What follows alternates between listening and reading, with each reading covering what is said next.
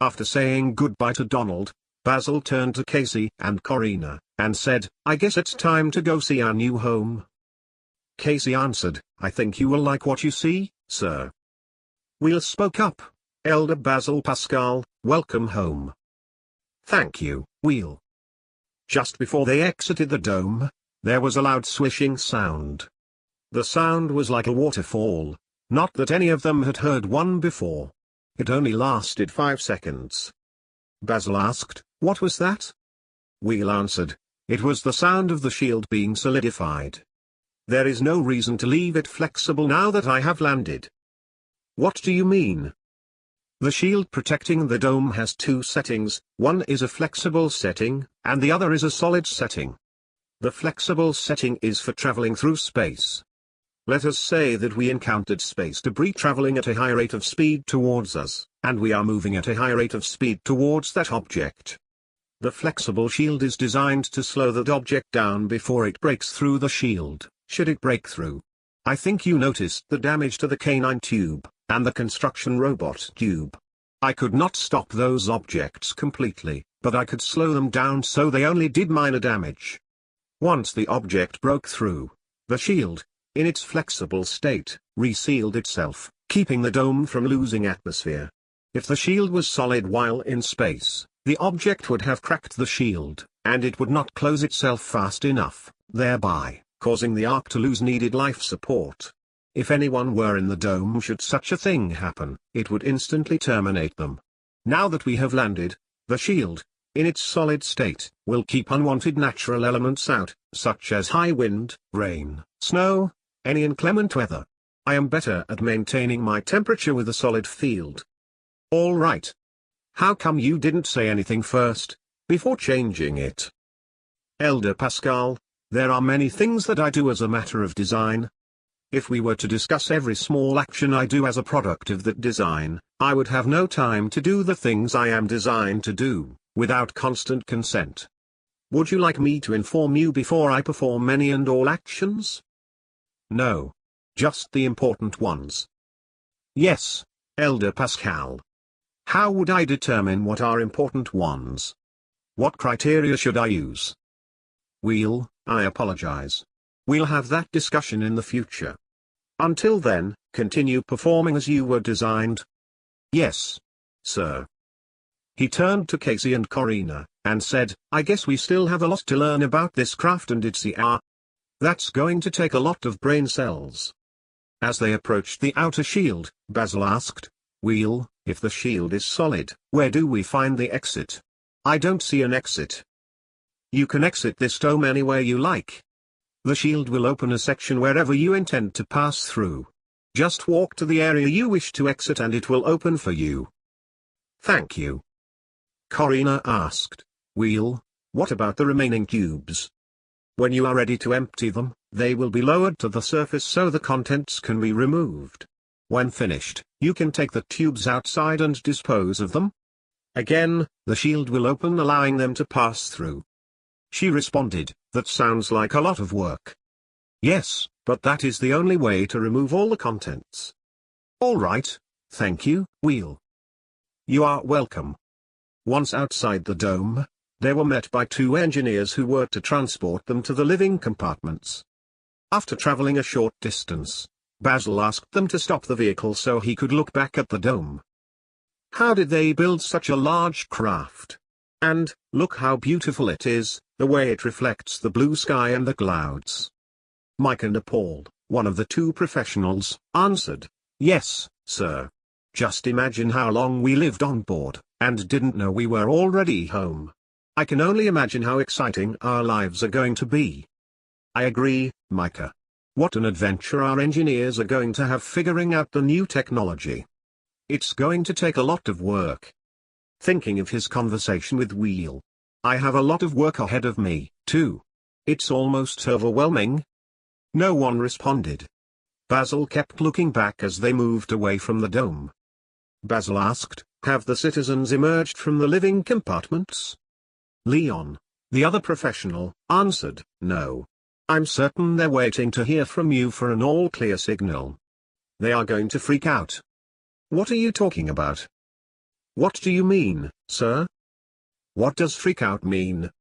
Oh, that's a term I learned in the new Grafton Park. It means hysterical. They are going to go crazy. I see. What is Grafton Park? It's the new name for Southland Park. They changed the name because of the buskers. Buskers? I haven't heard of either. I guess I have been too busy as of late. We all have, sir. Only, now that we have landed, I will miss the park, and the buskers. Micah, I am certain we'll create new parks. It's only a matter of time. Right now, we'll just concentrate on figuring out the new life before us. Everything will just take time. I agree, sir. When he mentioned a new life, he thought of Donald Hardy and fishing. You know Donald Hardy, right? Yes, I know him well. He's already talking about fishing. Fishing? What's fishing?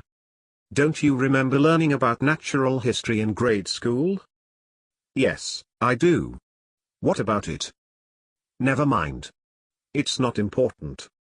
Basil realized he forgot his old handheld radio and had to return to the dome. Only a few people had the sat phones, so he needed the handheld to give the all clear. He was excited that no one had left the living section.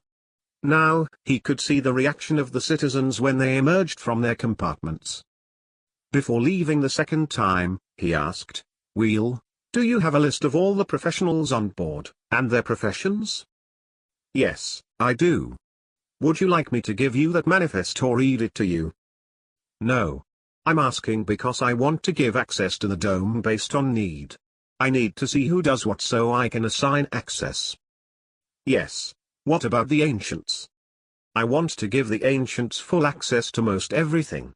I will determine what that is when I get time to go over the list. Just have it ready when I ask for it. I will. All right. Thank you. You're welcome, sir. Basil returned to the transport craft, and they left. The first layer they flew over was the upper layer, that included the forest. The cliffs that stood next to the back wall were unaffected, but the creek was dry. When the landing process was started, the creek drained into the river that flowed under the third layer. Afterward, that layer was detached from the other layers and released into space. It will stay intact until its orbit decays and burns up in the atmosphere. As they crossed the forest, they took notice of hundreds of trees that didn't survive the landing and were lying on the ground. That made Casey sad. It was such a wonderful place for him. He knew he would miss it. Casey reminisced. I'm going to miss coming up here. I had so much fun exploring. Now, look. It's a mess, and the sun, it's different. This will take some getting used to.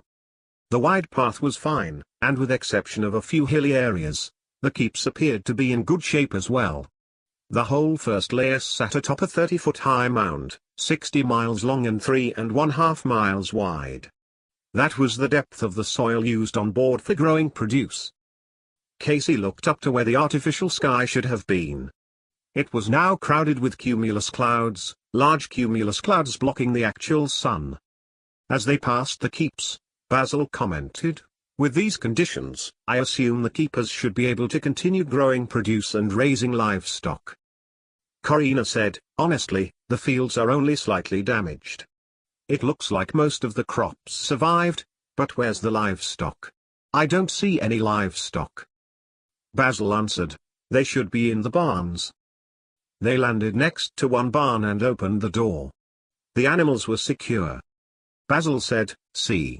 They are fine, but let the keepers deal with the animals. We need to get everyone out of the compartments. I don't want to leave them inside too much longer. The living compartment area was just on the other side of the land layer.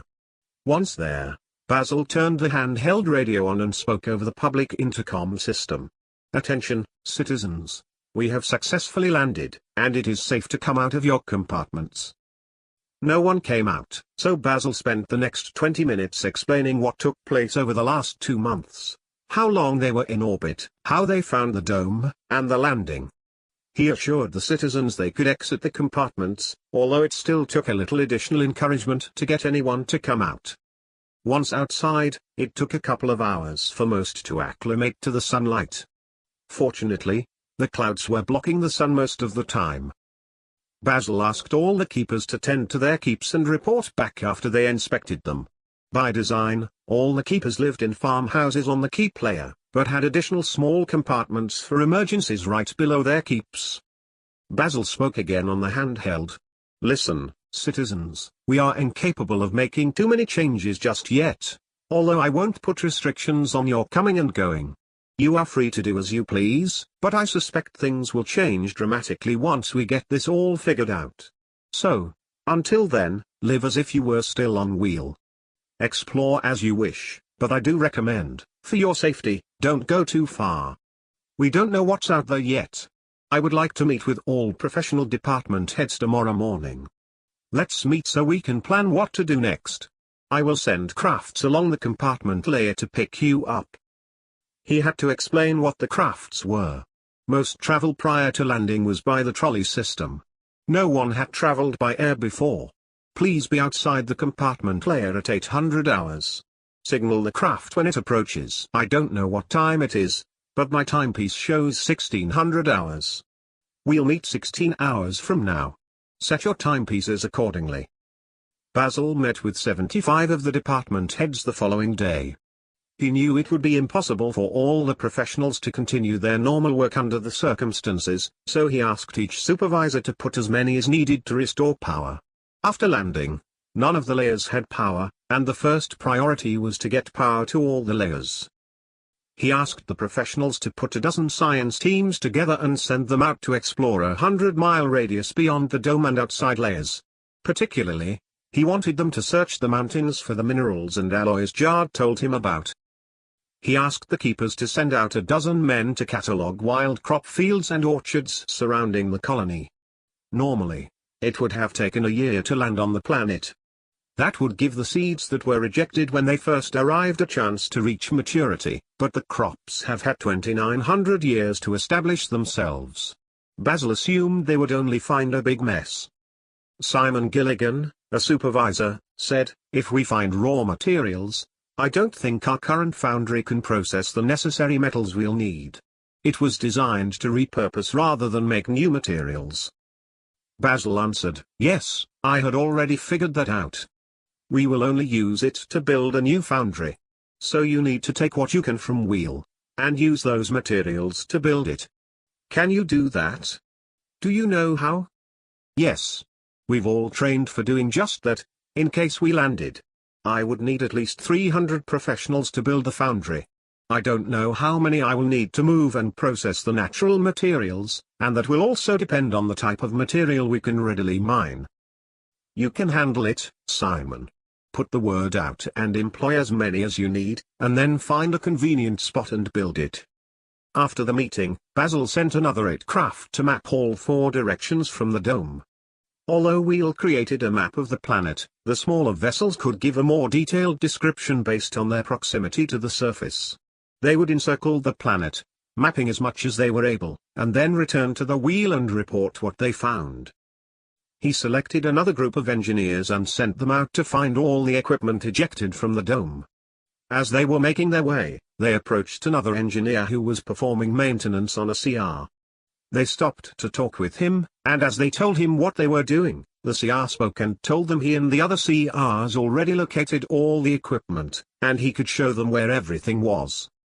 The engineer, Tim Haley, who was working on the CR, told them he would finish in an hour, and they could have the CR take them around. So they all pulled out their lunches and sat to eat. "What kind of sandwich are you eating, Bob?" "It's just a jelly sandwich." "Want to trade for processed meat?" "I'm tired of processed meat." "John, I'll swap for half." "What are you drinking?" "Apple juice." "Okay, I don't like apple juice." "What's wrong with apple juice?" "I just don't like it, is all." I never heard of anyone who didn't like apple juice. Leon, the lead engineer, interrupted, "Are you two going to argue about apple juice?" Just then, Tim walked over, sat down, and opened his lunch. "Does anyone like cheese?"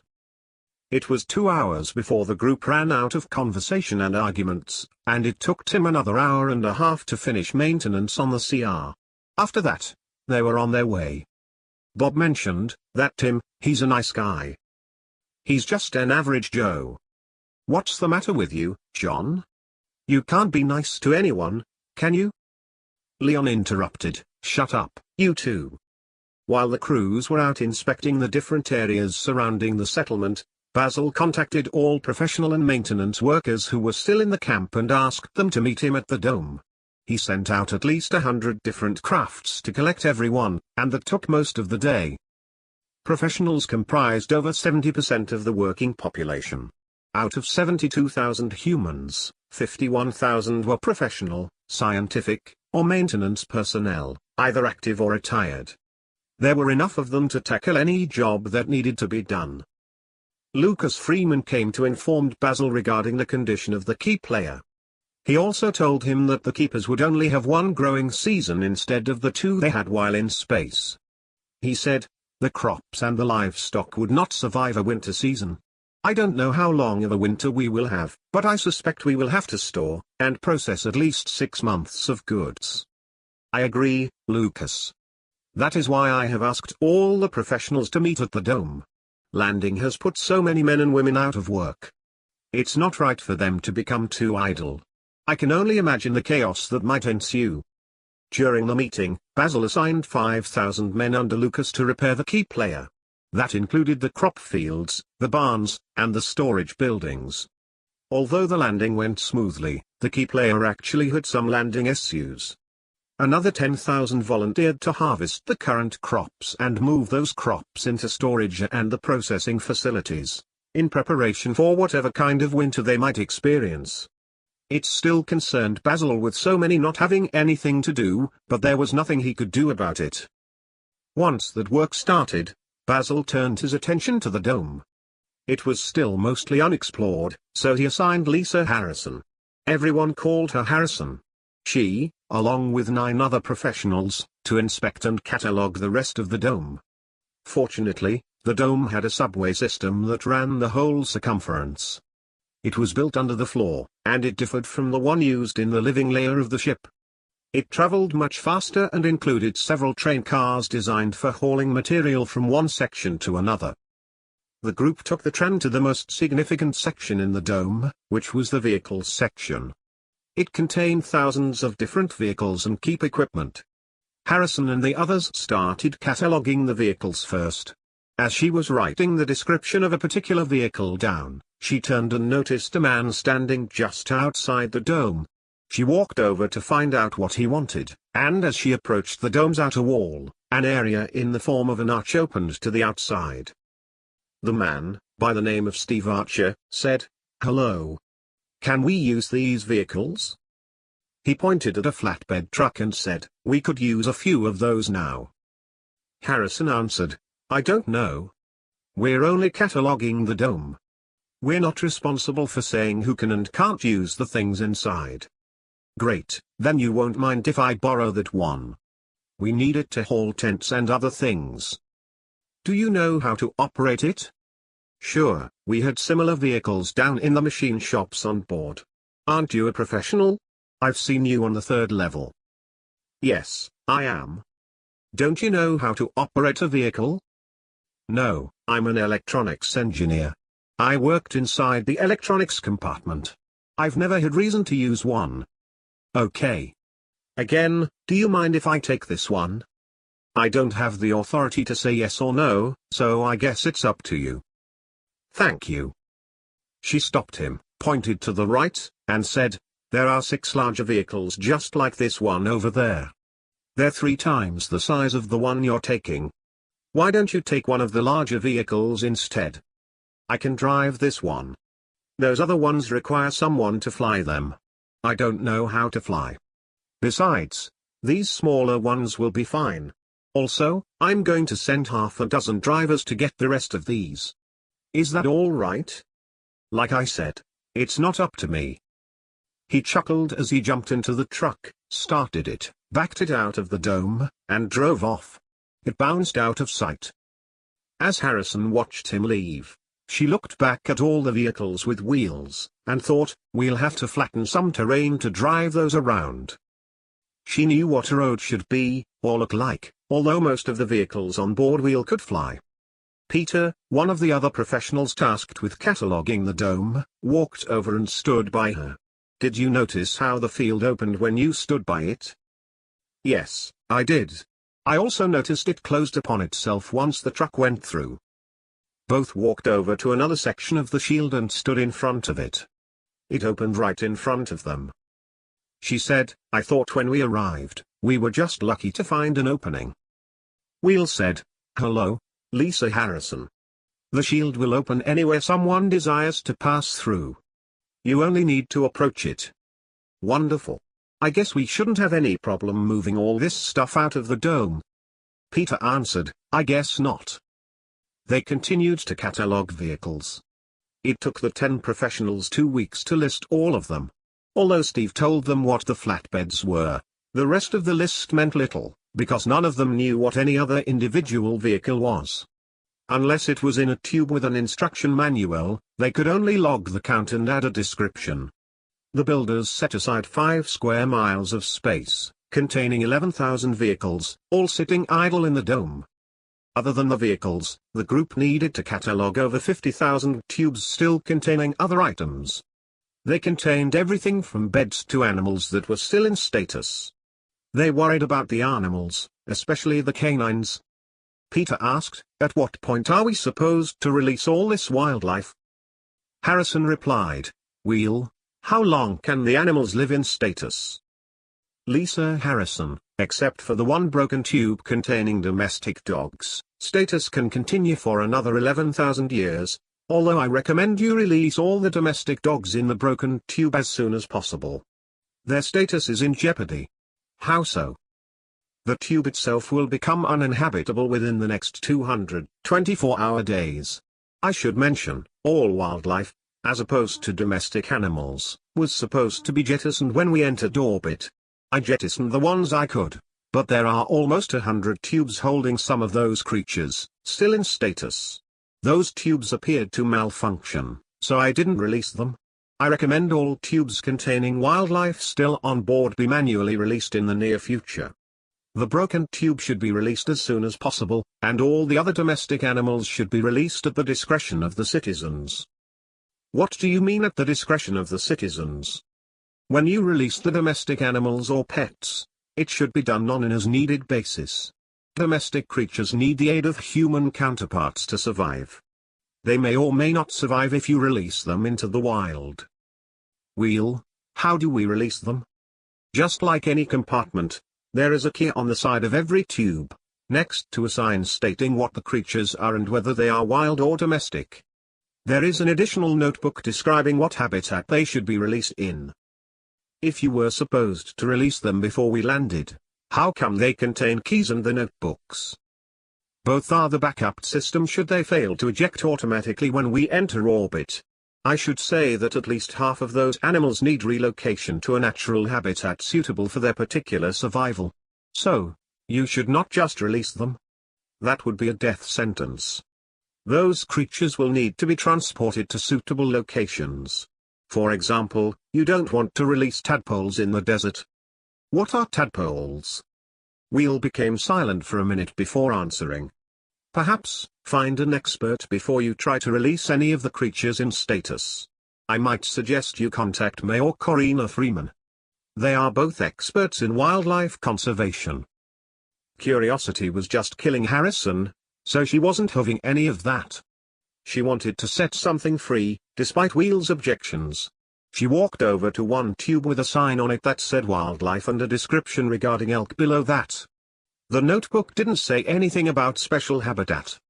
The tube was massive, and there were dozens of large animals inside. She asked, Peter, do you know what an elk is? No, I don't. What are you doing? Before she said anything else, and before he could stop her, she pulled the key and struck it against the tube. The tube lowered to the floor and turned several colors. Both Harrison and Peter took off running. After a short distance, they stopped and stared back at the end of it, but nothing was happening. She said, "They must be dead. I guess they didn't survive the trip." A fraction of a second later, there were several loud whistles and a loud thumping sound as several dozen large elk came running out of the tube. Harrison and Peter took off running again, causing everyone else to vacate the area. The elk ran in circles, and charged the other professionals. One cornered Harrison until it saw another make its way to the shield. It opened, and the beast ran out. It turned from her and followed through the opening. All the others ran through the opening and away from the dome. Lynn, one of the other catalogers, shouted, "Are you insane?" With a few disgruntled gestures, everyone else asked her not to do that again. Please. She was overcome with adrenaline, and that upset her. Now she wanted to let all the animals go, but after some convincing and calming down, she agreed not to do so. When they got to the broken tube containing the canines, Will suggested they send for Corrina. When Corrina arrived, they were standing around the canine tube. Harrison was holding the key and was about to strike it when Corrina yelled, "Don't. Don't do that. If you let these dogs out, we will lose most of them, and they'll starve to death." After landing, most people found out about the dogs her mother had, and mentioned how they would like to have one too. Because of that, Corrina brought a handheld with her and made a plea on the ship-wide intercom. "Hello. This is Corrina Freeman. As many of you have discovered, my mother, May Freeman, owns 2 animals called dogs, canines. Many of you have asked me where you can get 1 or 2 of the animals. I'm about to open a compartment in the dome containing 250 of the creatures. If you want to have one, please come to the dome. I will have someone waiting outside to bring you to where I am, and you can receive 1 or 2 of the animals for yourself. There will be a limit of 2 per family, 1 male and 1 female." Corrina sent 4 professionals with 4 large explorer crafts, after explaining to them how to fly by verbal command, to meet and bring those who were interested in having 1 or 2 of the dogs. She sent a 5th professional to retrieve her mother so she could explain how to care for the animals. May was one of 6 veterinarians on board Wheel. She spent several days in the beds with Corrina, but already had a fantastic ability to heal and work with animals. In all, there were 8 tubes containing dogs. They planned to release only 1 and decided to release the other 7 when the colony was more stable. Within an hour, her mother arrived. 3 hours later, 160 interested families congregated to adopt the animals. Before she released the dogs, May explained what they ate and how they should treat them. She said, "Don't worry, we have food for them in another container and we'll give you a year's supply before you leave. By that time, you will have figured out how to care for them. Remember, they're just like family, and you need to treat them like they are." When she finished speaking, Corrina asked everyone to gather at the end of the tube. A group of the families set up a temporary corral so the animals could not run off. She struck the key against its wall, and the tube lowered to the floor. Once it was on the floor, it turned several colors. People became impatient when nothing happened for 5 minutes after the light show stopped. 2 small puppies, each about 8 inches high, were the first to come out. 2 children raced over and picked them up. Afterward, a herd of them came trotting out. It took another 3 hours for most to gather their pets and go home. And as promised, before they left, Corrina opened the tube that included food for the animals, and gave everyone 100 pounds of dog food. The back of the tube still held a dozen of the animals killed from the projectile. No one understood how a projectile made it through the shield. Harrison asked, "How does anything make its way through the shield?" Wheel answered, "Infrequently, objects travel at such great speeds that they're like ghosts. They can travel right through solid objects as if they were not there. My field slowed the projectile down, but not enough to keep from penetrating and hitting the tube with the animals inside. It was a sad day for me." "You have feelings?" "Sometimes." As they were moving the bodies of the deceased animals, Harrison heard a whimper. She said, "One of these dogs is still alive." She moved one of the larger bodies only to find the ugliest desperate-looking little creature. What a mess. She didn't think it was a dog at first until it wagged its tail, barked at her, and melted her heart. She didn't plan on becoming a dog owner, but the bond was immediate. That evening she took Messi home to her family. The name fit, because when she first looked at the animal, she said, "What a mess." For Harrison and her team, the dome seemed bigger than they imagined, and they could only catalog 2 miles per day. Even though many of the tubes had been removed from the dome, it was still packed. Days on the planet were longer than the 24 hours the population was used to. So, the 2 miles per day they cataloged lasted more like 20 hours, rather than the normal 8. At night, all the neighbors of Harrison and her group of professionals gathered around to inquire about what they found that day, hoping to learn something new and exciting. They became more inquisitive when another person came walking by with a strange animal at the end of a rope. The 10 inventory takers conducted nightly updates for the next several months. They did not know how long it would take to complete the inventory of Wheel. While the group continued cataloging, Basil spent the time wandering around the hall of books that encircled the dome. He must have walked the whole circumference looking at all the books and diaries of the first travelers before the fire killed all the ancients. Halfway around the dome, he found several cookbooks and held on to them because they included fish recipes. He thought Donald might like to have them. Basil thought Donald to be a real pioneer, and he admired him. He didn't worry about challenging projects set before him and took them in stride. He had to inspect technology way beyond his training, and instead of worrying about it, he'd go fishing, which helped him pull his thoughts together. After several days of reading and eating jerky, he decided he needed a proper meal and left the dome. As he stepped outside, he came across a group of men loading tents onto the back of one of the flatbed vehicles. He asked, "What are you doing with the tents?" One teenager, who was helping, answered, "Sir, many people are not going back into their compartments and are staying outside because of the night. Most have dragged their beds and are sleeping out in the open. My mom, Sarah Ogden, told my dad about the tents." He pointed to one man standing on the back of the flatbed vehicle. "They thought it would be a good idea if we collected them and handed them out so people can stay outside the compartments without getting wet from the rain. Sir, it rained last night. No one has seen rain. Everyone was talking about it, but all the beds, along with those sleeping in them, got soaking wet. So, we plan to pass as many of the tents out as we can, so we can stay dry. Okay, carry on, young man." The travelers were experiencing so many new things: birds, bugs and the occasional wild animal. Basil thought to himself, "This is what real life is, how exciting." As he watched the men load the flatbed vehicle, Hubert, with 2 other professionals, approached him. "Hello, Basil. I've been looking for you for 2 days." "Greetings, Hubert. I've been inspecting the book hall in the dome. Did you need me?" "I thought the students cataloged that hall." "Oh, right. Have you seen anything that looks like a catalog regarding that hall?" "No, I haven't. I suspect they spent more time reading than cataloging. I found several places in there where piles of books were sitting undisturbed, as compared to undisturbed, on the floor. They didn't get very far, but I can't blame them. Can you?" Before Hubert answered, he pointed at the flatbed and asked, "Where did that come from? I've been standing here for 15 minutes watching them load that vehicle with tents. I didn't realize we had such vehicles on board." "Yes, we do, and that is just the tip of the spear.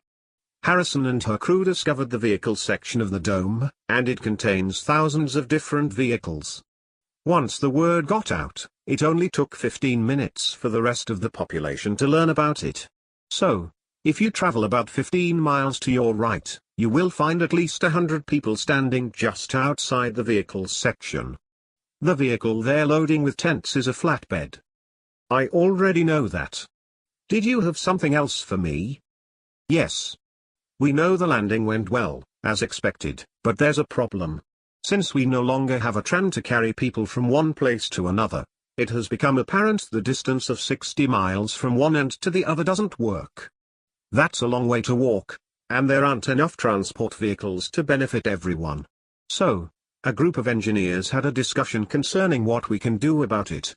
That's when Wheel spoke up.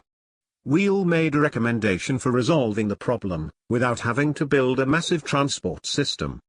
She explained how each layer could be broken down into sections and moved from one spot to another. We can move sections as small as 1/8 of a mile anywhere we want. I assumed the landing rockets and stabilizers were to land only, but that's not the case. The builders designed them to be used multiple times, for that very purpose. We could put the whole craft back together and leave this planet if we needed to. I have no intention of leaving. This world is perfect. Is the discussion about leaving? No. Not at all. What I'm saying is that all the compartments can break down and be moved strategically closer to one another. 60 miles is a long way to travel. Well, we should move them around the dome. It has already become our centerpiece. Hubert, I would like you to create a map so I can see what that looks like. Hubert handed Basil a map and said, Wheel mapped it out for us already. I can put the CRs to work on it today if you like.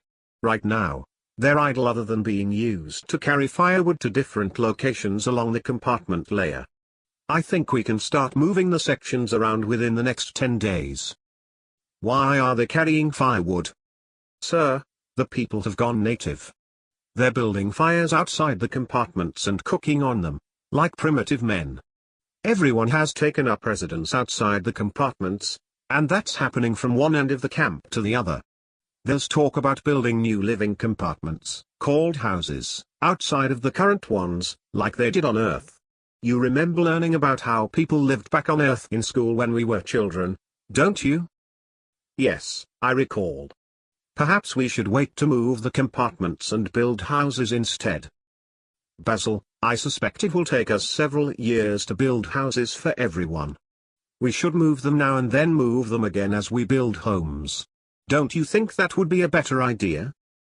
Indeed, Hubert, indeed.